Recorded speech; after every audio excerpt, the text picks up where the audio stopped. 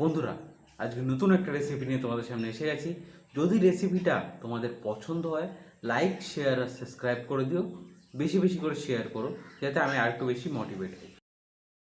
বন্ধুরা, তোমরা আমার আগের ব্লগটা দেখেছো, যেখানে আমি আলুর কাটলেটগুলো বানিয়েছিলাম, সেগুলো আছে রাখা এখনও। এবার একটা সবজি করে নেবো, ওটা দিয়ে বলেছিলাম তোমাদের দেখাবো।